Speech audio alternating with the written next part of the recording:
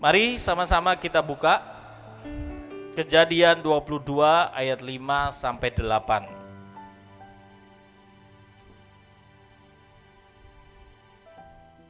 Sudah semuanya? Kejadian 22 ayat 5 sampai 8. Kita akan baca sama-sama. Sudah semuanya? Yang sudah katakan amin. Jangan tunggu yang di depan, saudaraku ya. Saudara semuanya punya Alkitab. Jadi buka Kejadian 22 ayat 5 sampai 8. Saya mau kita baca sama-sama dengan suara yang keras. 1, 2, 3. Kata Abraham kepada kedua bujangnya itu, tinggallah kamu di sini dengan keledai ini. Aku beserta anak ini akan pergi ke sana. Kami akan sembahyang. Sesudah itu kami kembali kepadamu. Lalu Abraham mengambil kayu untuk korban bakaran itu dan memikulnya ke atas bahu Ishak anaknya. Sedang di tangannya dibawanya api dan pisau. Demikianlah keduanya berjalan bersama-sama. Lalu berkatalah Ishak kepada Abraham ayahnya, "Bapa." Sahut Abraham, "Ya anakku." Bertanyalah ia, "Di sini sudah ada api dan kayu, tetapi di manakah anak domba untuk korban bakaran itu?" Sahut Abraham, "Allah yang akan menyediakan anak domba untuk korban bakaran baginya, anakku." Demikianlah keduanya berjalan bersama-sama. Bapak Ibu Saudara, kita hari ini memperingati Jumat Agung, saudaraku ya, di mana Yesus mati di atas kayu salib, di mana Yesus menyelesaikan puncak dari setiap panggilannya, puncak dari destiny yang Tuhan berikan dalam hidupnya. Saudara, tahukah saudara, panggilan tertinggi dari setiap kita anak-anak Tuhan adalah meletakkan korban, saudaraku ya. Karena percayalah seperti ini, saudaraku ya, Yesus saja mati di atas kayu salib, itulah puncak pelayanannya. Jadi pelayanan itu bukan cuma sekedar saudaraku ya, senang-senang ya, melihat orang disembuhkan, melihat orang memberkati hidup kita, saudaraku ya, melihat banyak orang mengikuti kita ya, memuja-muja. Bukan cuma itu, saudaraku ya. Karena banyak orang yang berpikir bahwa pelayanan itu seperti itu. Ya. Tapi pelayanan yang sebenarnya yang Tuhan mau dalam setiap hidup kita adalah meletakkan korban. Yang Yesus lakukan ketika dia ada di dunia, puncak dari panggilannya adalah mati di atas kayu salib. Ya. Sehingga waktu dia selesaikan semuanya, dia katakan sudah selesai. Perkataannya ketika dia mengakhiri semuanya adalah sudah selesai. Artinya apa? Apa yang dia harus kerjakan, apa yang dia lakukan sudah selesai di dunia ini. Dia menuntaskan semuanya. Jadi kita ini harus paham dan ngerti dari kehidupan kita ini, saudaraku ya, puncak dari panggilan hidup setiap kita adalah meletakkan korban. Amin. Saudara, dari cerita Kejadian 22 ayat 5 sampai 8 ini saudara akan menemukan apa sih? Kenapa sih kita ini perlu beribadah? Kenapa sih kita perlu sembahyang? Banyak orang tidak paham, saudaraku ya. Kekristenan kita ini bukan menikmati, intinya saudaraku bukan menikmati berkat Tuhan. Saudaraku ya, berkat Tuhan itu bonus, hadiah, pemberian. Amin. Perlu saudara kejar? Enggak. Berkat itu tidak pernah Tuhan suruh saudara kejar. Tunjukkan buat saya, ada di Alkitab Tuhan suruh kita kejar berkat? Bahkan dikatakan di Matius 3 ayat 3 apa dikatakan? Carilah dulu kerajaan Allah, maka segala sesuatu akan ditambahkan. Betul? Artinya apa, saudaraku ya? Yang kita kejar itu adalah Tuhan. Makanya dikatakan, saudaraku, ketika Tuhan panggil Abraham, saudaraku ya, saudara paham ini, mengerti ya? Tuhan itu mau Abraham menikmati semua yang terbaik. Tapi dari inti panggilan itu, saudaraku ya, saudara harus paham apa yang Tuhan mau dari Abraham, yaitu membawa korban.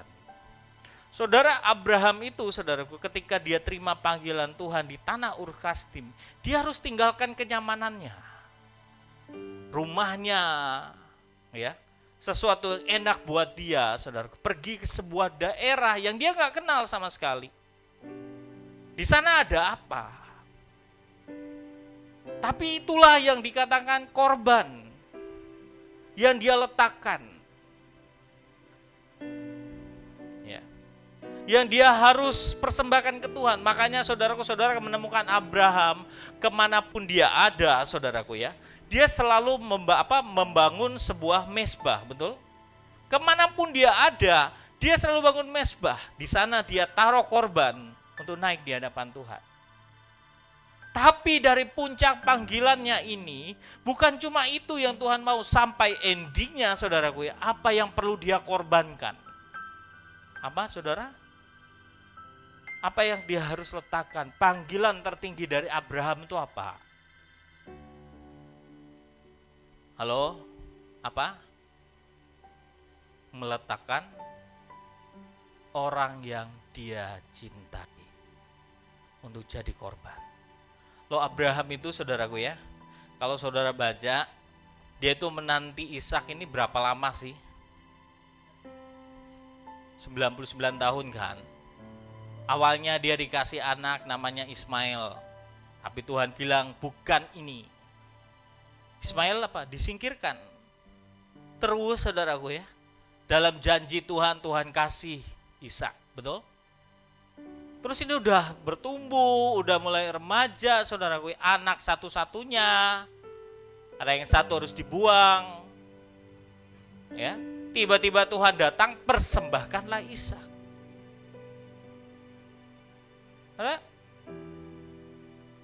Saudara bisa lihat, itulah yang Tuhan mau dalam hidupnya. Panggilan tertingginya adalah tidak ada lagi yang aku cintai, yang ku cintai semua siapa? Tuhan. Anak yang sudah dijanjikan, anak yang dia sayangi, yang berharap ini meneruskan semua yang dia punya, ternyata Tuhan suruh dikorbankan.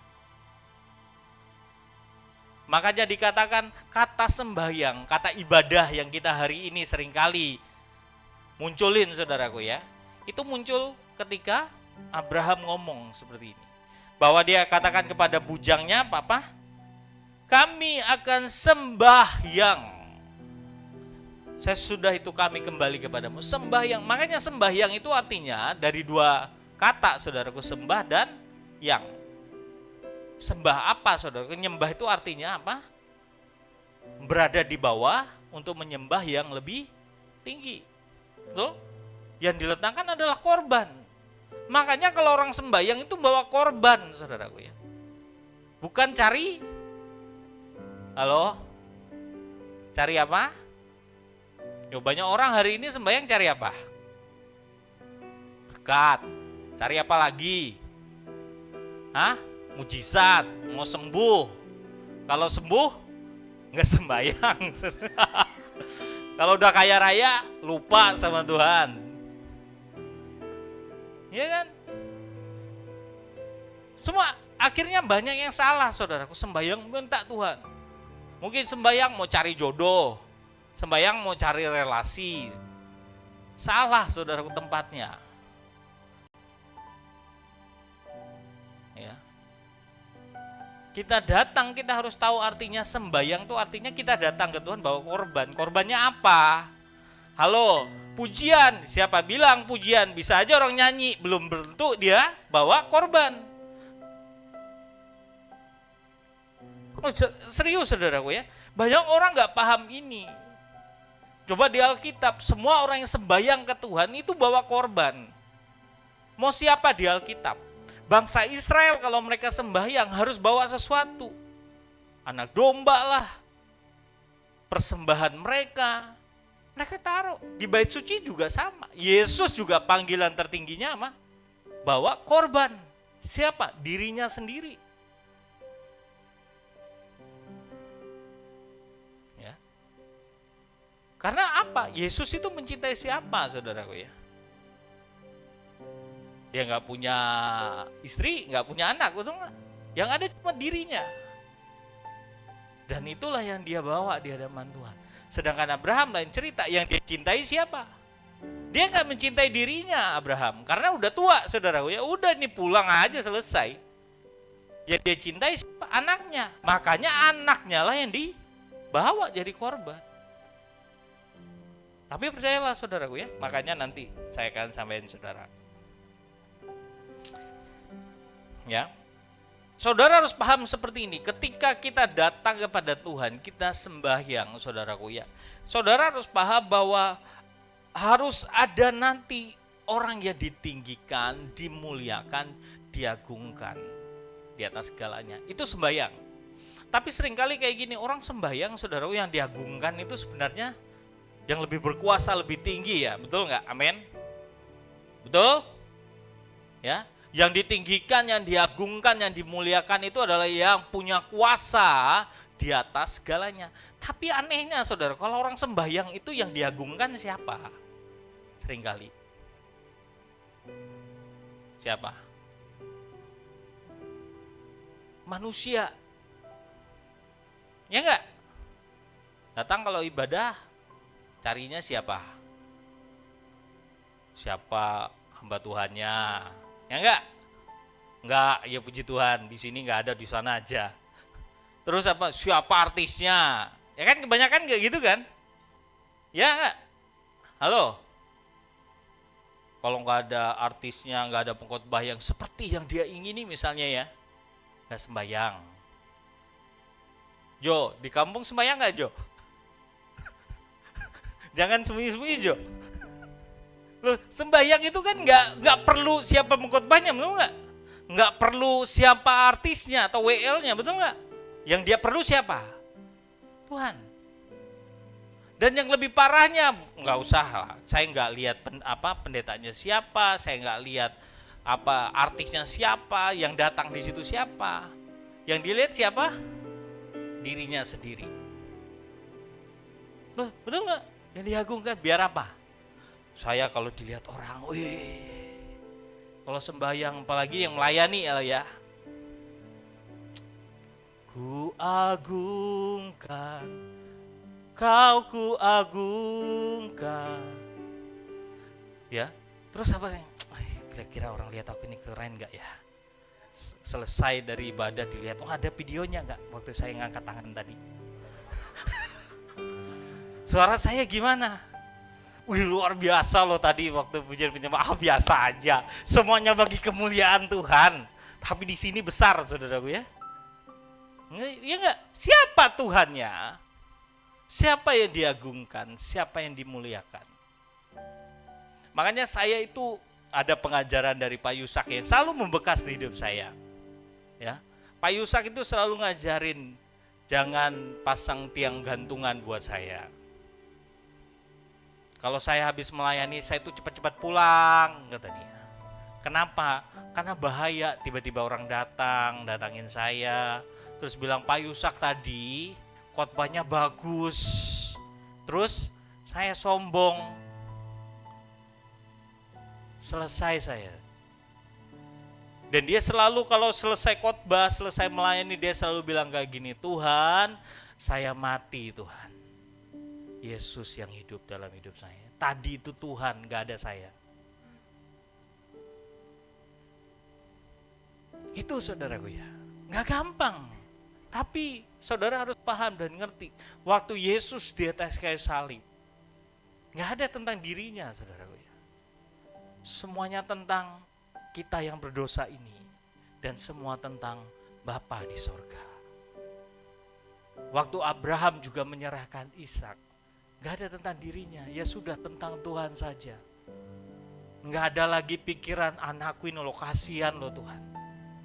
Gak ada, Tuhan semua. Sampai dia selesaikan. Coba saudara lihat ya, saudara perhatikan. Makanya di Roma 12 ayat 1 sampai 2, bisa tunjukin buat saya. Roma 12 ayat 1 dan 2, kata firman Tuhan seperti ini. Karena itu saudara-saudara, demi kemurahan Allah, aku menesetkan kamu supaya apa katanya? Bisa gak? Ingat gak dari ayatnya apa? Roma 12 ayat 1. Karena itu saudara demi kemurahan Allah, aku menesetkan kamu supaya kamu Apa katanya? Mempersembahkan tubuhmu. Apa korbannya? Tubuhmu sebagai persembahan yang hidup. Apalagi? Yang kudus dan yang berkenan kepada Allah. Itulah ibadah yang sejati. Tubuh ini dalam bahasa aslinya ini bicara tubuh, jiwa dan rohmu. Itu korban kita yang sejati. Itu ibadah yang sebenarnya, saudara. Kalau kita ini kasih tubuh kita ke hadapan Tuhan, saudara, tapi jiwa kita kemana-mana, belum mempersembahkan yang sejati sama Tuhan. Roh kita ini pengen hormat sama Tuhan, tapi seringkali jiwa kita kesana kemari, betul nggak? Tuhan, aku mengasihi Engkau, tapi yang kita lakukan nggak mengasihi Tuhan. Kita nyembah Tuhan, pikiran kita kemana, saudaraku ya? Mungkin ada yang kepikiran, aduh gimana ya nanti ya? Apa yang saya makan? Lagi penyembahan. Terus lagi tubuhnya nggak nyembah Tuhan. Lagi penyembahan main HP. Walaupun ku sembah kau Allahku sambil aja. Ya, apa yang dibawa sama Tuhan? Itu yang sering terjadi sama anak-anak Tuhan. Makanya saudaraku ya, sampai satu titik kita ini harus paham. Untuk kita berkenan di hadapan Tuhan, roh, jiwa, dan tubuh kita harus meletakkan semuanya untuk mengikuti yang Tuhan mau.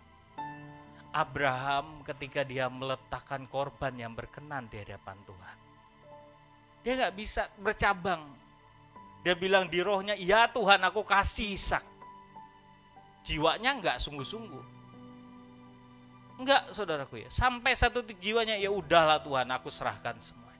Enggak pernah kan waktu dia ambil pisau, waktu pisau itu mau ditancapkan di jantung Ishak, dia bilang, nanti coba-coba lah.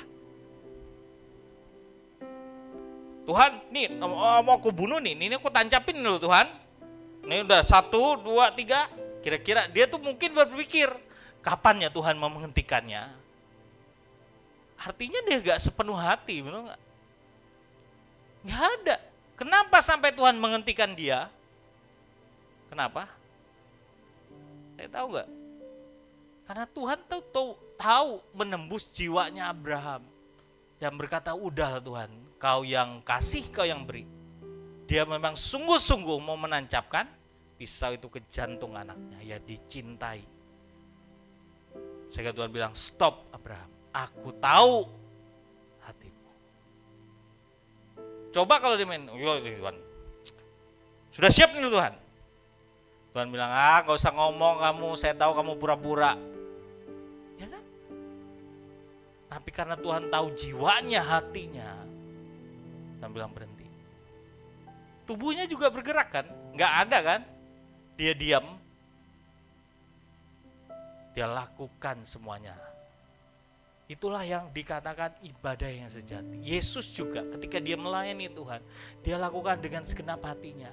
Walaupun itu dengan pergumulan loh saudaraku ya. Ketika di Taman Getsemani, Bapak Ibu bisa lihat, akibat stres yang begitu besar, tekanan yang begitu besar, pembuluh darahnya pecah sampai meneteskan peluh yang tercampur dengan darah. Itulah saudaraku ya. Kenapa? Ya dia manusia saudaraku ya. Kalau boleh, cawan ini lalu Tuhan. Tapi bukan kehendakku, tapi kehendakmu Tuhan. Itu yang Tuhan mau. Jadi gak gampang saudaraku ya. Makanya saudaraku, anak-anak Tuhan, kita semuanya gak gampang ikut Tuhan. Makanya kekristenan kita ini apa? Bicara tentang meletakkan korban. Amin. Kenapa saudaraku ya? Karena itu yang Tuhan mau. Bukankah nanti waktu kita kembali ke sorga, korban ini yang kita letakkan di hadapan Tuhan? Amin. Bukankah Tuhan menciptakan semua ciptaannya untuk memberikan korban di hadapan Tuhan? Korbannya apa? Hidup mereka. Bukankah Tuhan menciptakan semua ciptaan di dunia ini, bahkan para malaikat, untuk mengagungkan dan memuliakan Dia, betul? Dengan apa? Dengan apa yang mereka punya. Cuma karena akibat pemberontakan, penyembahan itu dialihkan, betul? Tuh, malaikat jatuh itu, coba saudara lihat ya, kalau saudara dengar kesaksian orang-orang yang mengikuti gereja setan. Penyembahan itu harusnya kepada Tuhan, semua dialihkan untuk apa? Bukan menyembah Tuhan, bukan juga menyembah iblis, saudara gue, tapi ujungnya apa? Menghina, mengejek Tuhan, betul nggak? Semua tuh diambil.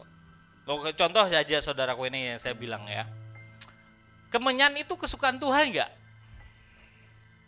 Halo, kesukaan Tuhan nggak?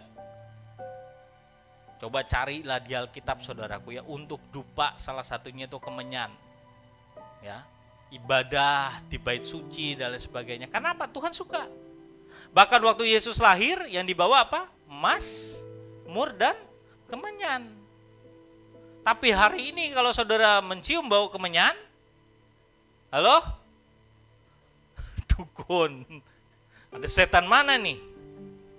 Ya. Loh kenapa? Kenapa?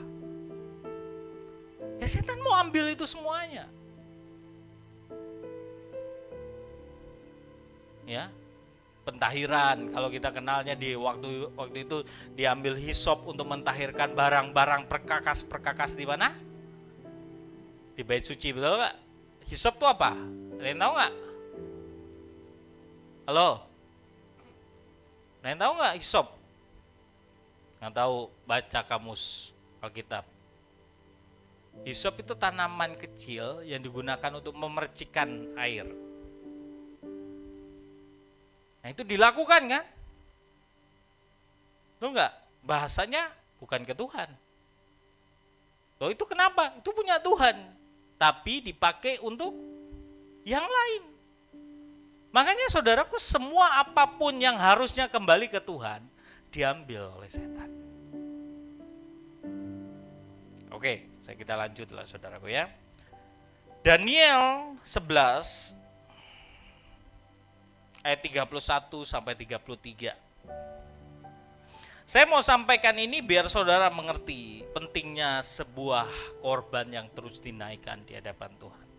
Si jahat itu akan berusaha menghapus korban di hadapan Tuhan. Ya, karena korban ini sebenarnya sesuatu yang sangat penting.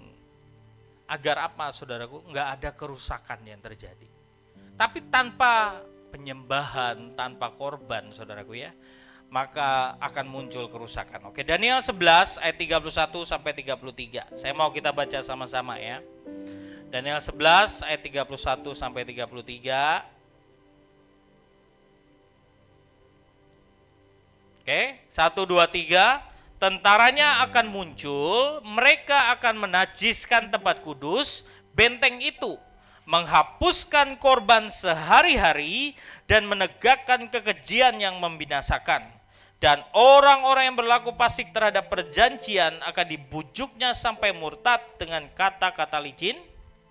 Tetapi kok kayak belum makan nih kayaknya saudaraku ya. Ulang-ulang dari awal, semuanya dengan suara yang keras ya. 1 2 3. Tentaranya akan muncul, mereka akan menajiskan tempat kudus, benteng itu, menghapuskan korban sehari-hari dan menegakkan kekejian yang membinasakan. Dan orang-orang yang berlaku fasik terhadap perjanjian akan dibujuknya sampai murtad dengan kata-kata licin. Tetapi umat yang mengenal Allahnya akan tetap kuat dan akan bertindak. Dan orang-orang bijaksana di antara umat itu akan membuat banyak orang mengerti, tetapi untuk beberapa waktu lamanya mereka akan jatuh oleh karena pedang dan api, oleh karena ditawan dan dirampas.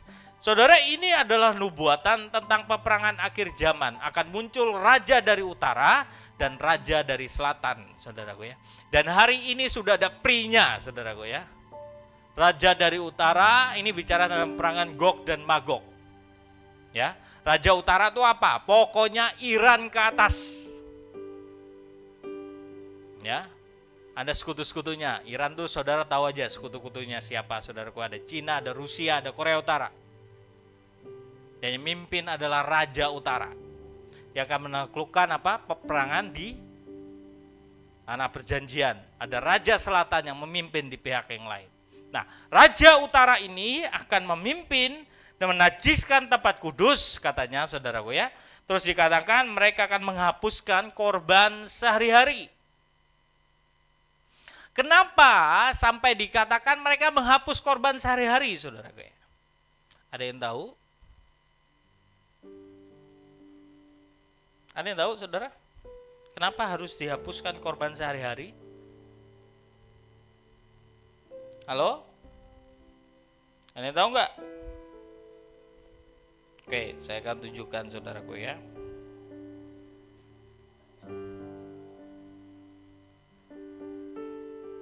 Bentar, saya cari ayatnya.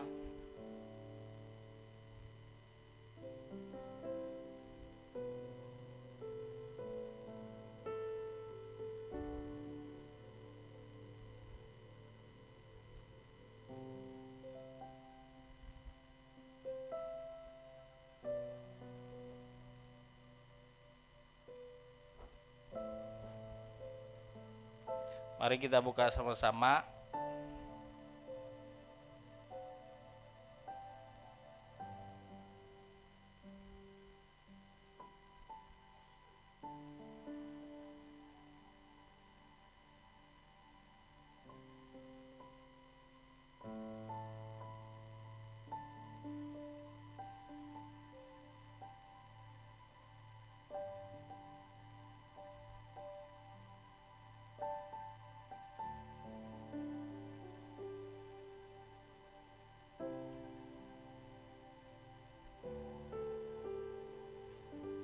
Sebentar, saya akan tunjukkan buat saudara.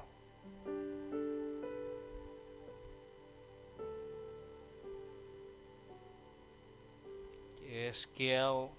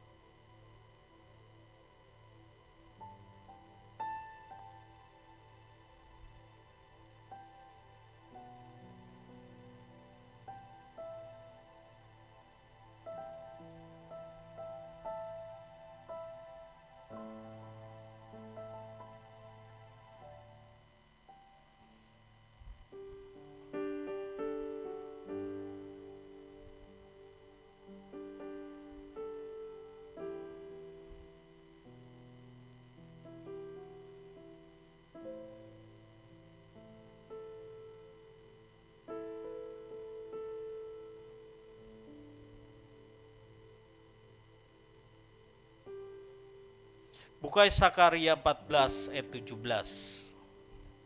Zakaria 14 ayat 17.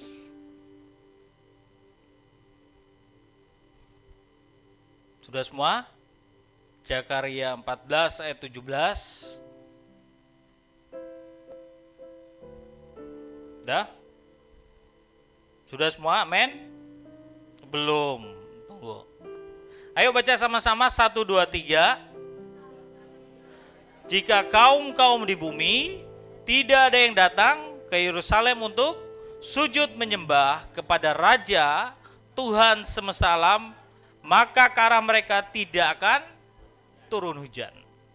Saudara yang pernah ke Israel tahulah, di Israel itu, di Timur Tengah itu hujan itu barang yang langka.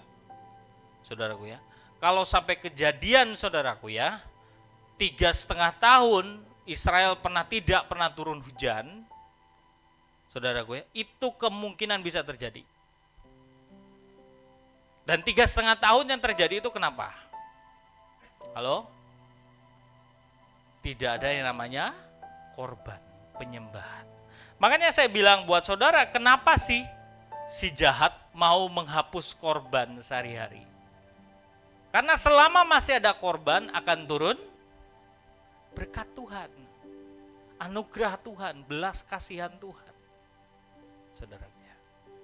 Makanya dikatakan, saudara, kenapa si antikris belum muncul? Karena masih ada yang menahannya. Nah, nanti kalau sudah nggak ada yang menahan, apa yang terjadi? Makanya dia akan leluasa di seluruh dunia ini. Ngerti ya? Makanya waktu nanti, saudaraku ya, semua anak-anak Tuhan diangkat masuk dalam perjamuan kawin anak domba. Ya. Semua yang ada di dunia ini, Roh Kudus yang Tuhan utus ke dunia ini akan ditarik kembali kemana? Sorga. Jadi kalau semuanya ditarik kembali, nggak ada lagi yang namanya penyembahan yang naik, korban lagi yang naik. Akhirnya apa? Ya, setan punya hak untuk melakukan semua yang dia mau. Saya contohin kejadian di Ayub. Cerita Ayub ayat 1 sampai 5, nanti ada ayat 13-16-nya, saya baca ya, Ayub 1 ayat 5. Setiap kali apabila hari-hari pesta telah berlalu, Ayub memanggil mereka dan menguduskan mereka. Keesokan harinya pagi-pagi bangunlah Ayub lalu mempersembahkan korban bakaran sebanyak jumlah mereka sekalian. Sebab pikirnya mungkin anak-anakku sudah berbuat dosa dan telah mengutuki Allah di dalam hati. Demikianlah dilakukan Ayub senantiasa. Berarti dia lakukan hari demi hari. Betul? Untuk anak-anaknya. Sehingga korban yang dia naikkan dikatakan apa? Itu seperti pagar berapi yang menjagai anak-anaknya, menjagai juga harta bendanya. Betul? Saya akan baca lagi ayat 13-16-nya. Ayo, bisa dengan cepat. LCD-nya masih zaman ini, zaman Zakaria, belum zaman Ayub ini.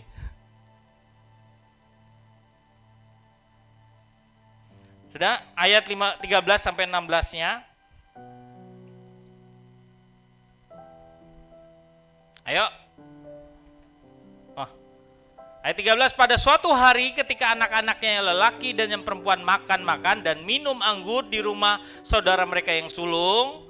14. Datanglah seorang pesuruh kepada Ayub dan berkata, sedang lembu sapi membajak dan keledai makan rumput di sebelahnya. Datanglah orang-orang Sheba menyerang dan pasnya serta memukul penjaganya dengan mata pedang. Hanya aku sendiri yang luput sehingga tidak dapat memberitahukan hal itu kepada Tuhan. 16.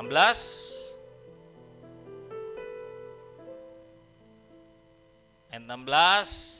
Sementara orang itu berbicara, datanglah orang lain dan berkata, api telah menyambar dari langit dan membakar serta memakan habis kambing, domba dan penjaga-penjaga. Hanya aku sendiri yang luput sehingga dapat memberitahukan hal itu kepada Tuhan.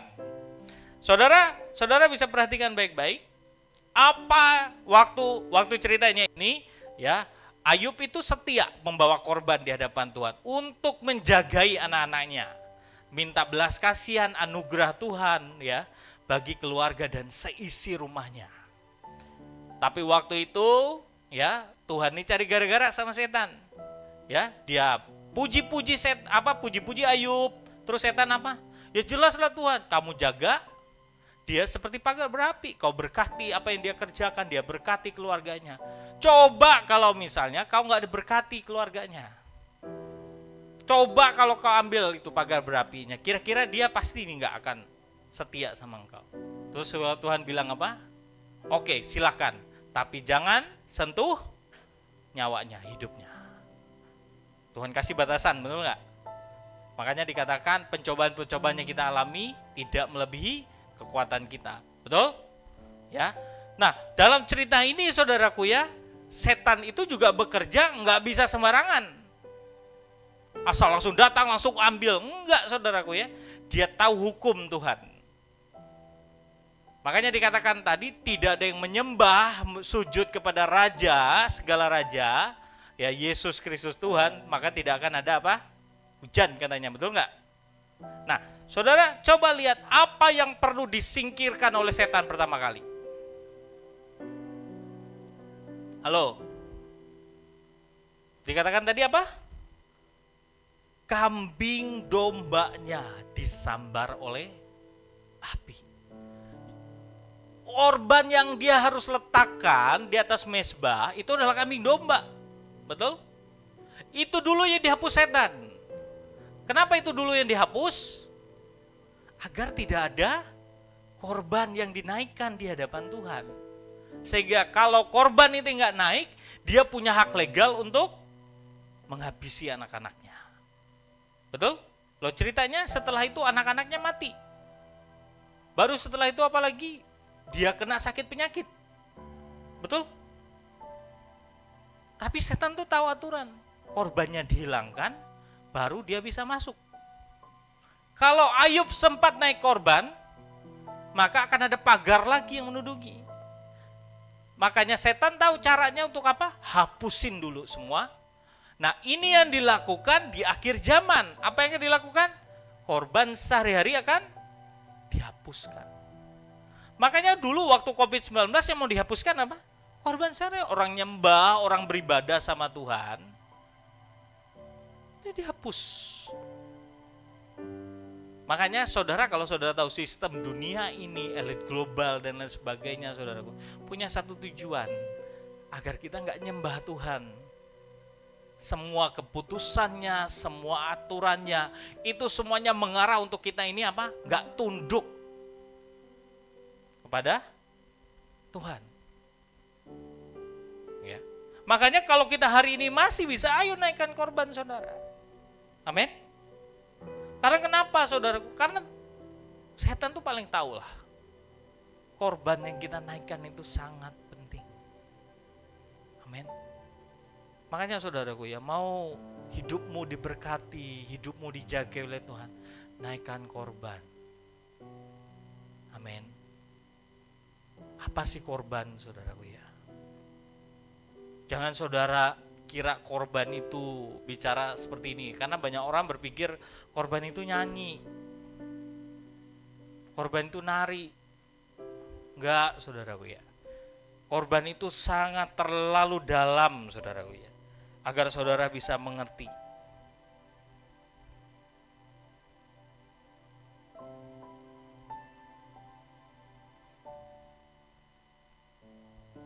Saudara, seperti ini. Korban itu adalah suatu yang memotong rasa nyaman kita. Ya. Apa itu saudaraku ya? Makanya saya bilang penyembahan itu terlalu dalam saudaraku. Nggak bisa dimengerti dengan semua orang yang mungkin berpikir penyembahan itu ya kita worship lebih dalam. Enggak saudaraku ya. Itu nggak bisa muncul tiba-tiba saudaraku ya. Tapi ini bicara tentang ada sebuah ketaatan untuk mengikuti yang Tuhan mau. Korban ini sesuatu yang, maaf kata, menyakitkan ketika engkau harus letakkan. Apa yang Yesus letakkan itu menyakiti dia. Tapi dia pilih taat. Ada sesuatu dalam hidupnya, kenyamanan dalam hidupnya yang dipotong. Ketika Abraham dipanggil dari tanah Ur Kasdim, ada sesuatu yang dipotong dari hidupnya yang enggak enak. Waktu yang dia cintai, Tuhan bilang aku minta. Itu sebenarnya korbannya bukan anaknya saudaraku ya. Korbannya apa? Korbannya adalah cintanya, hatinya, yang harus dipotong. Waktu Yesus mati di atas kayu, bukan tubuhnya sebenarnya korban yang sesungguhnya. Korbannya apa? Dirinya. Kalau dia mati tanpa hatinya yang benar-benar dia kasih, gak akan menjadi korban yang sempurna di hadapan Tuhan. Makanya sesuatu yang sejati itu selalu ada 3 unsur yang harus digenapi. Dari rohmu, jiwamu, sampai ke tubuhmu. Gak bisa saudaraku ya, ketiganya ini hilang, gak ada.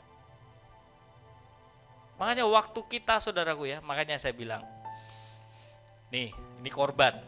Waktu saudara lagi main handphone, saudaraku ya, nonton drama Cina misalnya, lagi serius-serius, saudaraku ya, tiba-tiba di hatimu Tuhan bicara, berhenti kamu main handphonemu, Sekarang masuk ke kamar, kamu doa, kamu sembah aku.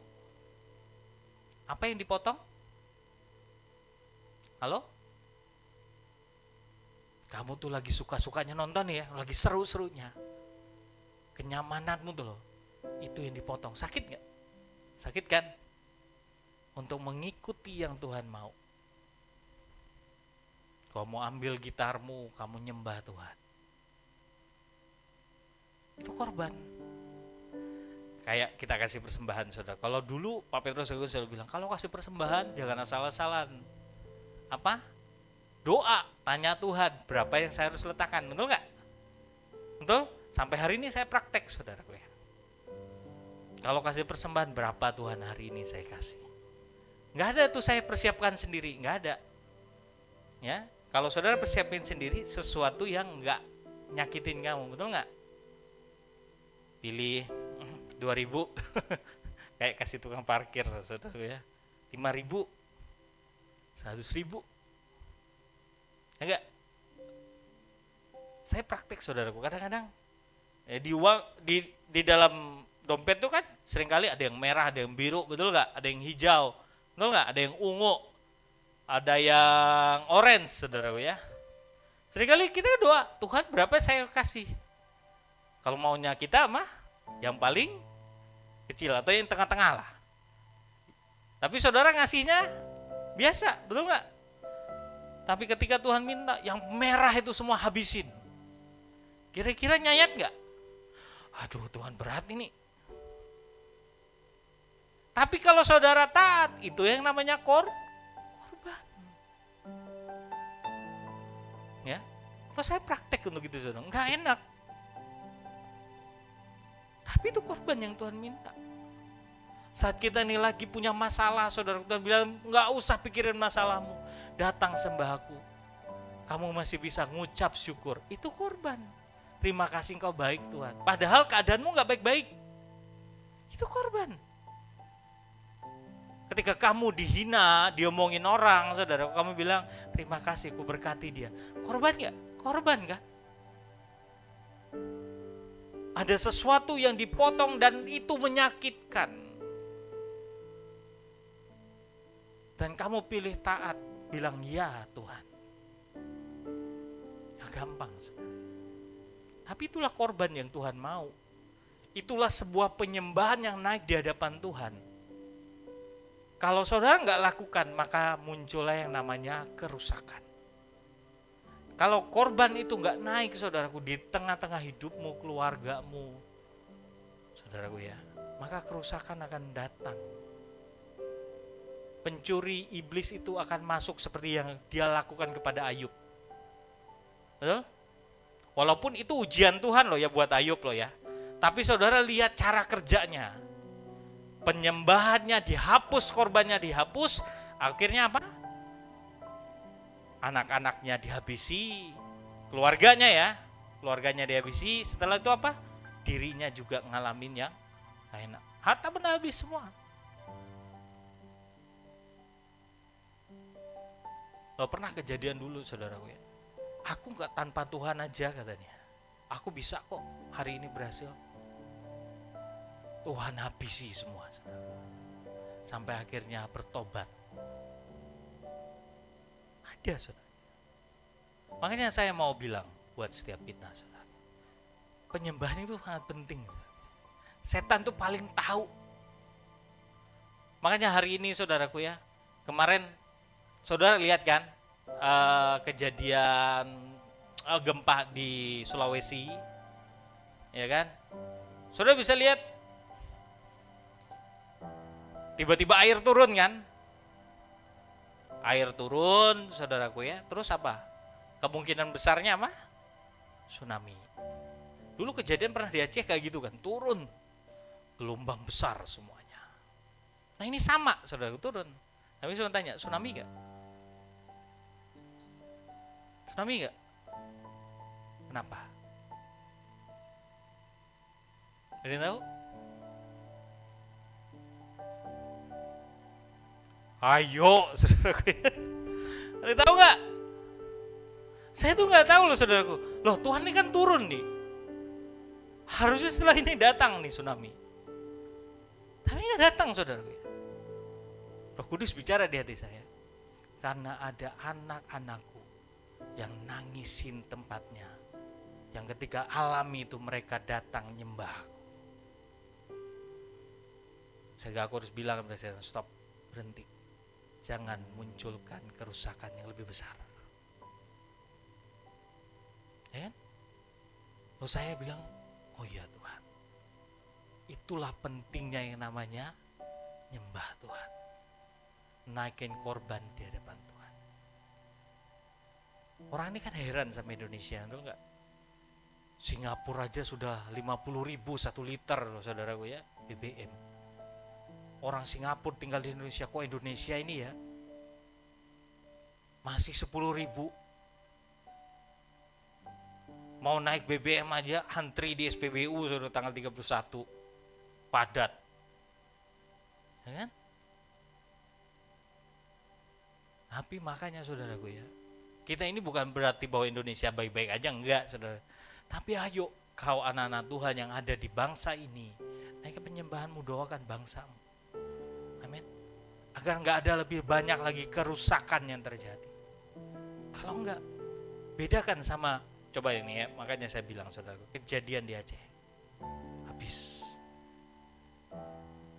Coba lihat daerah-daerah yang ngalamin itu, pasti saudaraku, saudara lihat. Ya, nah ada korban yang dinaikkan. Makanya saudaraku ya, penting kau naikkan korban atas keluargamu, amin. Sama seperti yang Ayub lakukan. Kalau enggak, makanya saya sering kali kayak gini, kita ini menentukan nasib keluarga kita. Kenapa sih keluarga kita enggak ngalamin sesuatu? Makanya ya, saudara ini paham loh ya. Kalau kamu di tengah-tengah keluarga, walaupun keluargamu itu ya buat sesuatu yang salah, buat satu pelanggaran sama seperti anak-anak Ayub loh ya, tapi masih diberi kasih karunia oleh Tuhan. Karena kenapa? Ada yang berdoa, betul nggak? Yang selalu mohon Tuhan kasih kesempatan sampai dia ketemu Tuhan. Dan kita ini ketika kita berdoa, saudara, sebenarnya kita sedang minta kesempatan dari Tuhan untuk Tuhan berikan anugerah keselamatan. Tapi kalau kita nggak berdoa, saudaraku, ya, jangan heran malah petaka itu terjadi. Amin. Gak nyaman kan? Tapi itu yang Tuhan minta. Saya ini waktu berdoa buat keluarga saya, saudara, saya ini orang yang paling pertama bertobat dalam keluarga saya. Saya baca Alkitab aja dulu, saudaraku ya.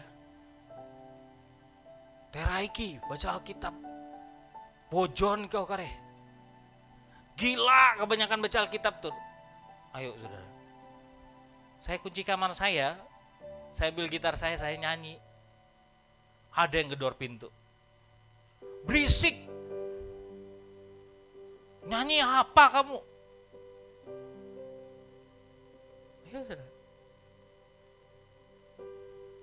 Tapi Tuhan bilang, setia anak. Saya harus melayani keluarga saya. Saya harus berdoa buat mereka.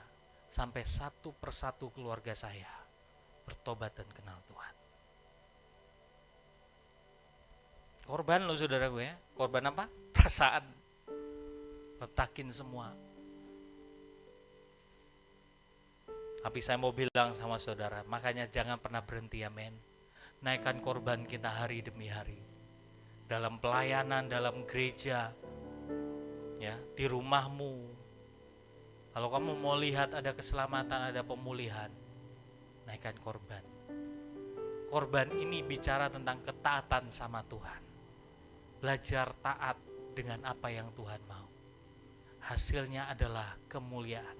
Saudara lihat, Yesus selesaikan bagiannya di atas kayu salib. Apa yang dia terima? Dia terima nama di atas segala nama. Betul? Dia jadi raja di atas segala raja. Dia terima kuasa di bumi dan di surga. Betul? Tuhan anugerahi semuanya buat Yesus. Betul? Makanya sampai hari ini dengar nama Yesus saja, setan takut. Karena apa? Dia punya hak legal atas semuanya. Abraham ketika dia membawa Ishak? Apa yang dia terima? Coba baca Alkitab saudara. Setelah dia letakkan Ishak, dia meletakkan korbannya di Gunung Moria. Gunung Moria itu di mana ada bait suci hari ini ada. Ya. Di situ yang dibangun tempat Abraham meletakkan Ishak. Di sana dia terima perjanjian apa? Bahwa melalui keturunan, aku bersumpah kata Tuhan, melalui keturunanmu semua bangsa akan diberkati. Terus apa lagi? Seperti bintang-bintang di langit keturunanmu, seperti pasir di lautan. Itu diterima oleh Abraham. Kapan dia terima? Ketika dia letakkan korban. Amin. Jadi anak-anak Tuhan, kalau kamu belajar letakin korban, percayalah berkat Tuhan itu akan limpah dalam hidup. Amin. Loh, waktu bangsa Israel itu nyembah Tuhan, mereka letakkan korban dengan benar, saudaraku ya. Bukan cuma di fisik, tapi di jiwa, di roh mereka. Mereka dijagai oleh Tuhan. Semua musuh mereka disiling, mereka gentar dengan mereka. Betul? Tuhan berkati mereka dengan limpahnya. Itu perjanjian Tuhan. Tapi ketika mereka sudah enggak nyembah Tuhan, betul? Sudah nyembah yang lain, menyembah Baal, Asitoret, ya, menyembah Mamon, saudaraku ya. Apa yang terjadi? Datanglah musuh-musuh mereka, orang Midian, orang Filistin, betul nggak? Orang Asyur, orang Media Persia, orang Babilonia, betul? Orang Babel, semuanya menghabisi mereka. Orang Mesir, betul nggak? Baca di Alkitab, ketika mereka berhenti nyembah. Makanya hari ini yang setan mau lakukan apa? Buat menghabisi anak-anak Tuhan, menghabisi semua umat manusia dengan apa? Apa dikatakan kitab Daniel tadi? Korban sehari-hari harus lenyap. Gak ada lagi yang membawa korban yang benar di hadapan Tuhan. Panggilan kita sama seperti Yesus. Yesus bawa korban di hadapan Bapa. Dan itu yang menyelamatkan umat manusia. Kita ini juga bawa korban. Kenapa saudaraku harus bawa korban? Karena kau punya tugas juga untuk menyelamatkan umat manusia. Loh, kenapa? Yohanes 3 ayat 16 bilang apa? Saya tunjukin buat saya. Ayo, gak usah sebelum muncul. Yohanes 3 ayat 16. Karena begitu besar kasih Allah ke dunia ini, sehingga dia mengaruniakan anaknya tunggal, supaya setiap orang yang percaya kepadanya tidak binasa, tapi beroleh hidup yang kekal. Itu tugas siapa? Itu tugas siapa? Yesus. Betul? Bapa yang kasih melalui anaknya untuk memberikan nyawanya agar setiap orang percaya, betul?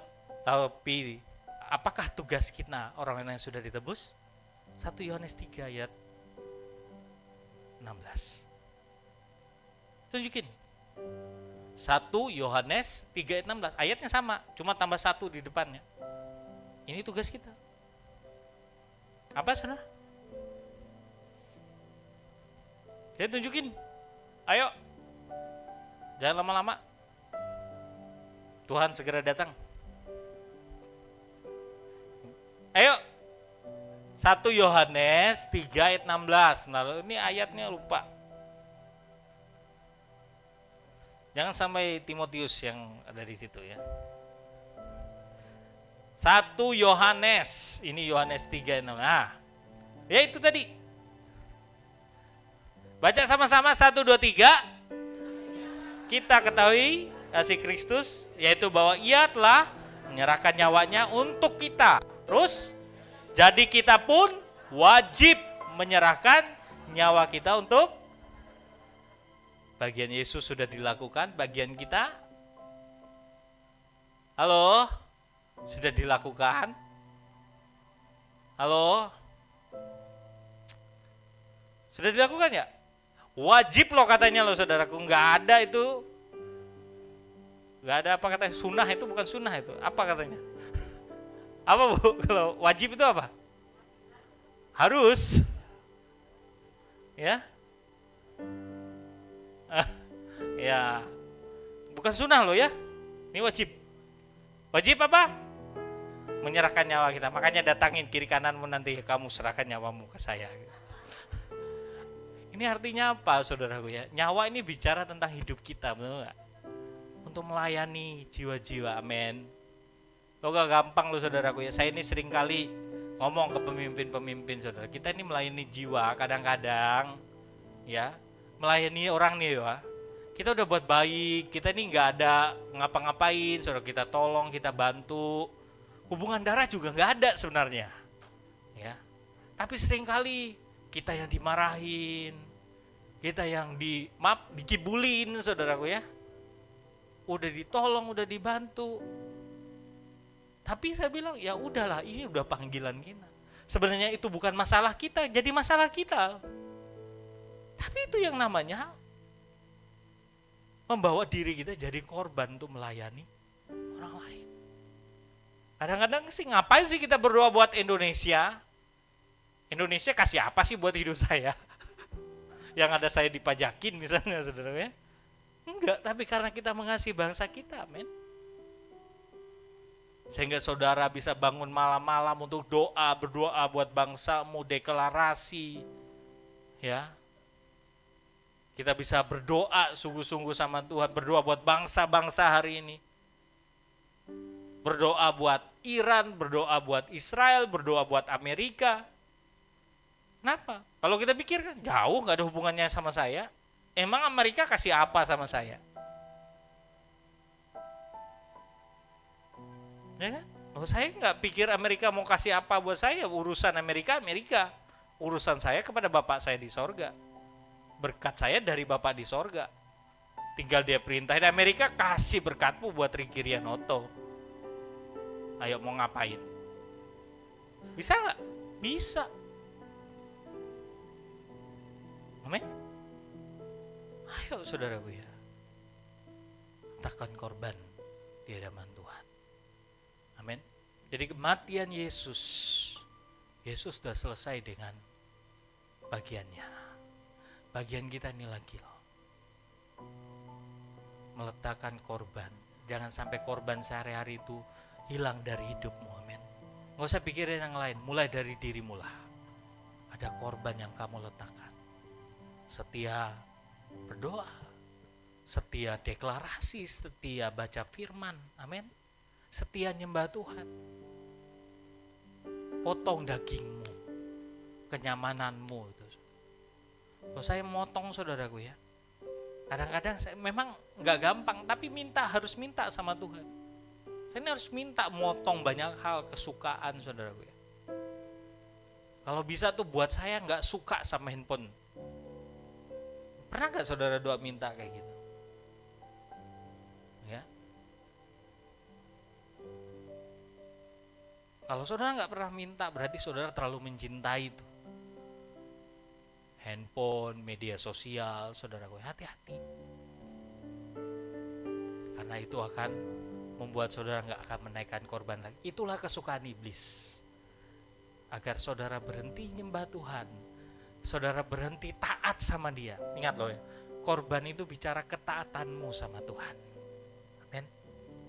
Kamu taat dengan yang Tuhan perintahkan, itu sudah memotong dagingmu. Sampai endingnya apa? Gak ada lagi diriku, yang ada cuma Tuhan. Korban itu sama seperti yang Yesus katakan, bukan kehendakku, tapi kehendakmu Bapa. Sampai endingnya kamu gak punya keinginan lagi. Paham ya? Kalau hari ini kamu masih punya keinginan, berarti apa? Kadang-kadang yang jadi Tuhannya siapa? Halo? Siapa? Dirimu sendiri. Yesus itu sampai gak ada lagi dirinya loh saudara. Yang jadi Tuhan, yang jadi pemimpinnya adalah Bapaknya di sorga. Makanya dikatakan bukan kehendakku. Itulah panggilan tertinggi dari kita anak-anak Tuhan. Sampai seperti Abraham lagi, bukan kehendakku lagi Tuhan. Apa yang kamu mau itu yang aku ikutin.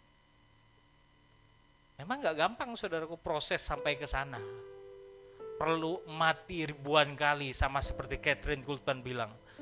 Orang tanya, kenapa Kathryn Kuhlman kamu bisa terima kuasa yang begitu besar? Sampai setiap orang bisa ketemu Tuhan. Bahkan kamu bisa membangkitkan orang mati. Kenapa?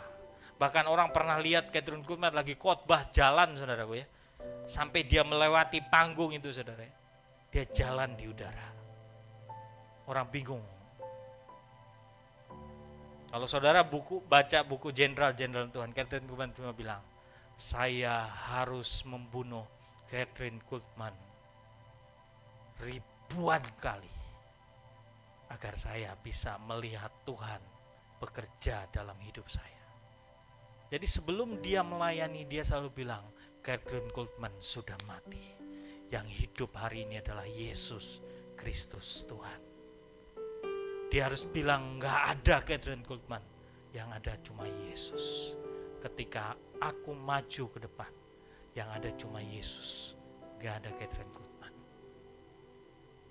Kalau saudara baca bukunya Robert Liardon, Harga dari Kuasa Rohani, saudara akan baca di sana.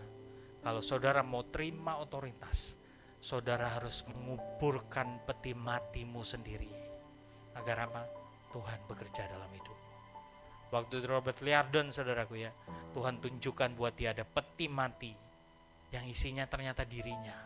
Kalau kamu mau terima kuasa otoritas yang dari sorga, kamu harus kubur sendiri peti mati itu. Gak ada yang bisa yang nguburin peti mati itu selain dirinya sendiri. Waktu itu Robert Liardon ambil skop dia, tutup peti mati itu dan mengatakan, aku mati Tuhan, agar Engkau yang berkuasa dalam hidupku. Perkara itu gak mudah saudara, karena kita masih terlalu banyak keinginan. Tapi puncak dari panggilan kita adalah gak ada keinginan, yang ada cuma keinginan Kristus. Bahkan waktu Pak Yusak ditemui Tuhan bilang, Yusak, aku mau lempar kamu ke neraka. Jawaban Pak Yusak apa? Yang pernah dengar ceritanya? Oh Tuhan, gak bisa, aku kan sudah melayani Engkau. Aku kan sudah sungguh-sungguh sama Engkau Tuhan. Masa aku dilemparkan ke neraka? Masa aku ditinggal nanti zaman antikris? Gak ada jawaban Pak Yusak. Oke, jawabannya apa? Ya wes lah Tuhan, kalau itu memang maumu, itu menyenangkan Engkau, gak apa-apa, lempar aja ke neraka. Tuhan langsung bilang, ini baru anakku, ini baru hambaku. Gampang gak? Ayo saudara coba. Berani gak? Saya aja minta anugerah Tuhan tuh bisa seperti itu saudaraku ya. Kira-kira saudara ikut Tuhan kan? Orang mau selamat kan? Halo? Gak mau selamat? Ayo. Mau selamat kan? Tapi tiba-tiba Tuhan datang sama saudara, ke neraka aja. Pasti ada yang protes, tunggu dulu Tuhan, bentar dulu. Neraka, waduh. Tapi yang namanya ikut Tuhan, ada yang namanya meletakkan diri, membawa korban di hadapan Tuhan. Amin. Ya, mari saudara, saya mau ingatin ini, karena percayalah saudara, korban harus terus naik di hadapan Tuhan melalui hidup setiap kita. Mari tutup semua Alkitab kita, mari kita datang kepada Tuhan.